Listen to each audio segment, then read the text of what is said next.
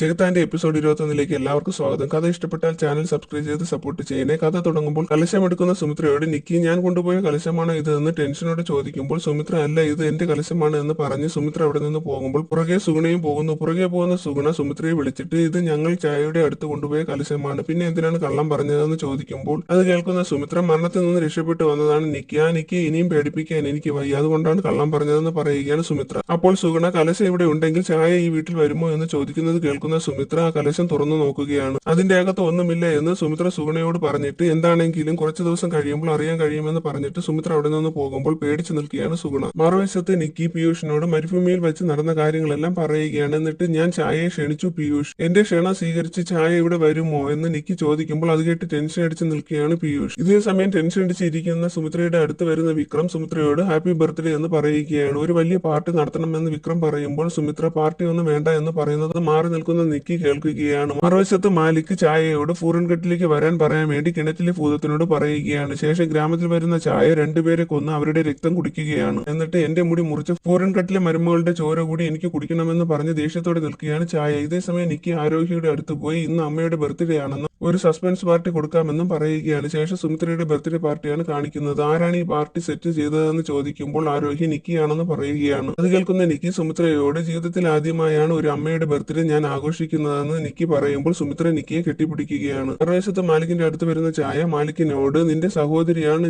ഞാനാണ് മാലിക്കിനെ ഇത്രയും വലിയ ശക്തിശാലിയാക്കിയത്, എന്നെ അത്രയ്ക്കും പേടിയായത് കൊണ്ടാണോ നീ എന്നെ വർഷങ്ങളായി ആ മരുഭൂമിയിലെ മരത്തിൽ ബന്ധിച്ചതെന്ന് ചോദിക്കുന്നത് കേൾക്കുന്ന മാലിക് ഞാൻ ഭരിക്കുന്ന എന്റെ സാമ്രാജ്യത്തിലെ ജനങ്ങളെ മുഴുവൻ കൊല്ലുന്നത് കണ്ടതുകൊണ്ടും നീ ജനങ്ങൾക്ക് ശല്യമായത് കൊണ്ടുമാണ് ഞാൻ നിന്നെ തടവിലാക്കിയതെന്ന് പറയുകയാണ് മാലിക്. അത് കേൾക്കുന്ന ചായ മനുഷ്യർ എന്റെ ദാഹം മാറ്റാനുള്ള വസ്തു മാത്രമാണ്, അതില്ലെങ്കിൽ എനിക്ക് ശക്തി കിട്ടില്ല, അതെല്ലാം പോട്ടെ, എന്നെ വർഷങ്ങൾക്ക് ശേഷം എന്തിനാണ് ഇപ്പോൾ മോചിപ്പിച്ചതെന്ന് ചോദിക്കുകയാണ് ചായ. അപ്പോൾ ചായയുടെ മാലിക് നിക്കി വന്നത് മുതൽ കപാലിയെ കുത്തിയത് വരെയുള്ള കാര്യങ്ങൾ ചായയോട് പറയുകയാണ്. അതെല്ലാം കേൾക്കുന്ന ചായ ഞാൻ ഇവിടെ ഉണ്ടായിരുന്നെങ്കിൽ ഇങ്ങനെ ഒന്നും സംഭവിക്കില്ലായിരുന്നു, ഞാൻ നിന്നെ ചെകുത്താന്റെ ലോകത്ത് രാജാവാക്കിയ ദിവസം എനിക്ക് ഇപ്പോഴും ഓർമ്മയുണ്ട്, നിന്റെ മനസ്സിന്റെ കൺട്രോൾ ഒരു നിമിഷത്തേക്ക് മാറിയപ്പോഴല്ലേ നീ ഈ രൂപത്തിലായതെന്ന് പറയുമ്പോൾ മാലിക് ചായയോട് നിക്കിയെ കൺട്രോളിലാക്കി നിക്കിയെ കൊണ്ട് എന്റെ 13 ചടങ്ങുകൾ ചെയ്യിക്കണം, എല്ലാ ചടങ്ങുകൾ തീരുമ്പോൾ എനിക്ക് എന്റെ പഴയ ശരീരം തിരിച്ചു കിട്ടും. അത് കേൾക്കുന്ന ചായ എന്റെ മുടി മുറിച്ച നിക്കിയെ ഞാൻ വെറുതെ വിടില്ല, അവളെ ഞാൻ ഒരു പാഠം പഠിപ്പിക്കുമെന്ന് പറയുന്നത് കേൾക്കുന്ന മാലിക് ദേഷ്യത്തോടെ നിക്കിക്ക് ആപത്ത് വരുത്തുന്നതൊന്നും നീ ചെയ്യരുത്, അവളെ എനിക്ക് എന്റെ ചടങ്ങുകൾ ചെയ്യാൻ വേണ്ടി വേണമെന്ന് പറയുകയാണ്. അത് കേൾക്കുന്ന ചായ നിക്കിയിൽ എന്തോ പ്രത്യേകതയുണ്ട്, അതുകൊണ്ടാണ് മാലിക് അവളുടെ ചോര കുടിച്ചപ്പോൾ ശക്തിശാലി ആയതെന്ന് മനസ്സിൽ പറയുകയാണ് ചായ. ഈ സമയം മറുവശത്ത് പാർട്ടി നടക്കുകയാണ്. സുമിത്ര കേക്ക് മുറിക്കാൻ പോകുന്ന സമയം അവിടെ വരുന്ന ചായ മാന്ത്രിക മുടി കൊണ്ട് കേക്ക് എടുത്ത് എറിയുകയാണ്. തടയാൻ പോകുന്ന ഭവാനിയെ ഉപദ്രവിക്കുകയാണ് ചായ. എന്നിട്ട് ചായ രാജാവിന്റെ ചെയറിൽ ഇരുന്നിട്ട് ഞാനാണ് ചായ എന്ന് പറയുകയാണ്. അത് കേട്ട് എല്ലാവരും പേടിച്ചു നിൽക്കുകയാണ്. ശേഷം നിക്കിയെ കൊണ്ട് ചായയുടെ കാല് കഴുകിക്കുകയാണ്. എന്നിട്ട് നിക്കിയോട് കാല് കഴുകിയ വെള്ളം കുടിക്കാൻ പറയുകയാണ്. അത് കേൾക്കുന്ന നിക്കി മനസ്സോടെ ആ വെള്ളം കുടിക്കുകയാണ്. തുടർന്ന് സുമിത്രയെ കാണുന്ന ചായയ്ക്ക് സുമിത്രയുടെ സാരി ഇഷ്ടപ്പെടുകയാണ്. ചായ സുമിത്രയോട് സാരി അഴിച്ചു കൊടുക്കാൻ പറയുകയാണ്. അത് കേട്ടിട്ട് അനുസരിക്കാതെ സുമിത്ര നിൽക്കുന്നത് കാണുന്ന ചായ സുമിത്രയുടെ സാരി അഴിച്ചെടുക്കുകയാണ്. അത് കാണുന്ന നിക്കി ഒരു കർട്ടൻ എടുത്തുകൊണ്ട് സുമിത്രയ്ക്ക് ചുറ്റി കൊടുക്കുകയാണ്. ഇതെല്ലാം കണ്ട് എല്ലാവരും വിഷമിച്ചിരിക്കുകയാണ്. നിക്കിയുടെ അടുത്ത് പോകുന്ന ചായ നിനക്ക് ധൈര്യവും ആത്മവിശ്വാസവും കൂടുതലാണ്, പക്ഷെ ഞാൻ കപാലിയെ പോലെയല്ല, നിന്നോട് മത്സരിക്കാൻ രസകരമായിരിക്കും എന്ന് പറയുകയാണ് ചായ. എന്നിട്ട് എന്നെ ആര് സാരി ഉടുക്കാൻ സഹായിക്കുമെന്ന് ചോദിക്കുമ്പോൾ സൗദാമിനി ഞാൻ റെഡിയാണെന്ന് പറയുകയാണ്. അത് കേൾക്കുന്ന ചായ സാരിയുമായി അവിടെ നിന്ന് പോകുന്നു. ശേഷം സൗദാമിനി ചായയെ ഒരുക്കുകയാണ്. ഈ സമയം പ്രതീക്ഷ നിക്കി കാരണമാണ് ചായ ഈ വീട്ടിൽ വന്നതെന്ന് പറഞ്ഞ് നിക്കിയെ വഴക്ക് പറയുകയാണ്. മറുവശത്ത് പീയൂഷിന്റെ അച്ഛന്റെ കൂടെ ചായ പാലസ് മുഴുവൻ ചുറ്റി നടന്ന് കാണുകയാണ്. തുടർന്ന് റൂമിൽ പോകുന്ന ചായ റൂമിലുള്ള കണ്ണാടിയിലൂടെ സുമിത്രയും സുഗുണയും ചായയെ കുറിച്ച് പറയുന്നത് കേൾക്കുകയാണ്. അത് കേട്ട് ദേഷ്യം വരുന്ന ചായ തന്റെ മാന്ത്രിക മുടിയെ സുഗുണയുടെ അടുത്തേക്ക് പറഞ്ഞു വിടുകയാണ്. സുഗുണയുടെ അടുത്ത് പോകുന്ന മാന്ത്രിക മുടി സുഗുണയെ വലിച്ചിഴച്ചുകൊണ്ട് അവിടെ നിന്ന് പോവുകയാണ്. എന്നിട്ട് ഹാളിൽ സുഗുണയെ തൂക്കി നിർത്തിയിരിക്കുകയാണ്. അവിടെ വരുന്ന എല്ലാവരും അത് കണ്ട് പേടിച്ച് നിൽക്കുകയാണ്. അപ്പോൾ അവിടേക്ക് ചായ വരികയാണ്. ചായ സുഗുണയോട് എന്നെ കുറിച്ച് എന്താണ് പറഞ്ഞതെന്ന് ചോദിക്കുമ്പോൾ സുഗുണ ഞാനൊന്നും പറഞ്ഞിട്ടില്ല എന്ന് പറയുകയാണ്. അത് കേൾക്കുന്ന ചായ എല്ലാവരോടും അവിടെ നിന്ന് പോകാൻ പറയുകയാണ്. എല്ലാവരും അവിടെ നിന്ന് പോകുമ്പോൾ ചായയെ ദേഷ്യത്തോടെ നോക്കി നിൽക്കുകയാണ് നിക്കി. അത് കാണുന്ന പീയൂഷ് നിക്കിയെ നിർബന്ധിച്ച് അവിടെ നിന്ന് കൊണ്ടുപോകുന്നു. ശേഷം സുഗുണയുടെ രക്തം മാന്ത്രിക മുടി വഴി കുടിക്കുകയാണ് ചായ. തുടർന്ന് റൂമിൽ പോയി കിടക്കുന്ന ചായയ്ക്ക് ഈ സുഗുണയുടെ രക്തം കൊണ്ട് ഒരു ഗുണവുമില്ലേ, എനിക്ക് ചെറുപ്പക്കാരുടെ ചോരയാണ് വേണ്ടതെന്ന് പറയുകയാണ്. ചായ സുഗുണയെ വെറുതെ വിടുമോ എന്നറിയാൻ അടുത്ത എപ്പിസോഡ് ഇടുന്നവരെ വെയിറ്റ് ചെയ്യണേ. താങ്ക്